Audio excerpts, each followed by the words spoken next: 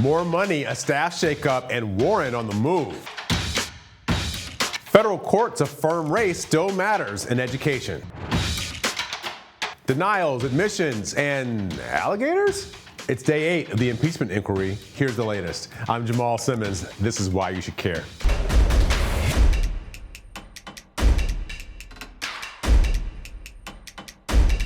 Obviously, we are all thinking about or praying for Senator Bernie Sanders, who's recovering right now from a heart procedure.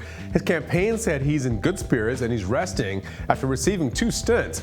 We wish Bernie well and a full recovery. You can stay updated at thehill.com. As for the other political news today, fundraising numbers are tumbling out and reality will soon be settling in for some presidential candidates.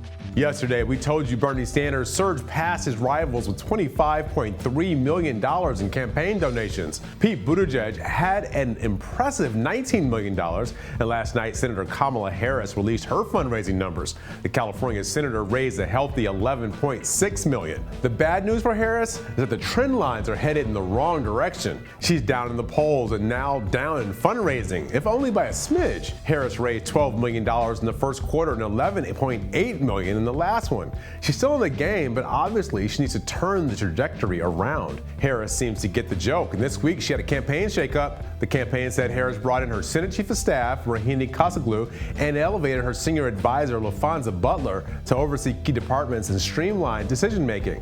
While all of this tussling is going on, Elizabeth Warren is making strides with a key Democratic constituency, African Americans.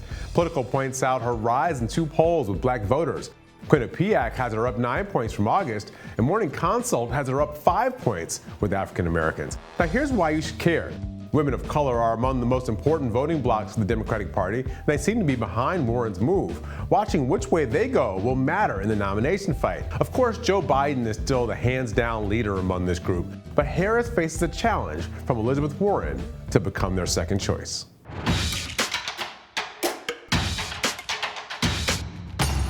It's official, Harvard University does not discriminate against Asian American applicants. U.S. Judge Allison Burroughs ruled the Ivy League school might not have a perfect admission setup, but its practice of including race when considering admitting students is not unconstitutional. In her 130-page ruling, Judge Burroughs wrote the school could improve its vetting process, but the court wouldn't dismantle it. Anti-affirmative action activist Edward Bloom brought the challenge against Harvard, contending that the school applies more rigorous standards for Asian American students and that it gives preference to Hispanic and African American students who have lower standardized test scores. The Trump administration backed the challengers. Harvard won this round, but Blum, a conservative lawyer, isn't giving up. He vowed to appeal the decision to the First Court of Appeals and threatened to take the case all the way up to the Supreme Court. Now here's why you should care. We all know the number of people who go to Harvard is small. What happens on that campus doesn't matter to most Americans. But these legal cases are important because it's not just about the Ivy League. The standards set here will matter for every school, from Michigan State to University of Georgia.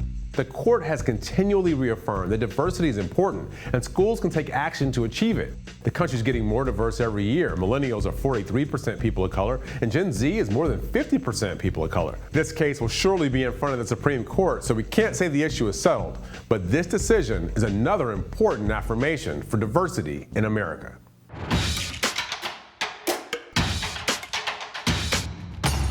We're on day 8 of the impeachment inquiry, so what's the latest? The Trump administration is hitting back. Secretary of State Mike Pompeo wrote to the chairman of the House Committee on Foreign Affairs, accusing House Democrats of trying to bully State Department officials. According to CBS News, Pompeo says that Dems are scheduling depositions on too short notice, not giving them time enough to do things like seek legal counsel. Also today, the Wall Street Journal was first to report that Pompeo confirmed he was on the call between President Trump and Ukrainian President Zelensky that sparked this whole thing. As House leaders continue to clash with Pompeo, they plan to hold closed-door interviews with key State Department witnesses next week. That's not the only meeting going down in Washington. This afternoon, State Department Inspector General Steve Linick is holding an urgent briefing with senior congressional staff members. According to CNN, Linick plans to provide staff with documents related to the State Department and Ukraine. Now, why you should care? The story is moving fast. New facts get introduced every day. And now it's clear current and former administration officials are talking to reporters and congressional staff members about what's going on the inside. Just yesterday, the New York Times reported a detailed account of a March meeting on immigration where the president asked if border agents could shoot immigrants. could shoot immigrants trying to cross into the U.S., at least in the legs, to slow them down. They can't. He was told it was illegal. Trump also asked if the U.S. could dig a moat along the border and stock it with alligators and snakes. Alligators and snakes. The staff ran the numbers. Doesn't appear to have been advisable. Remember, this is just an inquiry. The Congress has not drafted articles of impeachment, so there's a lot more to learn. Thanks for watching Hill TV on YouTube. Be sure to click subscribe and hit the bell so you know when we post new videos. And head to thehill.com for all the latest political news.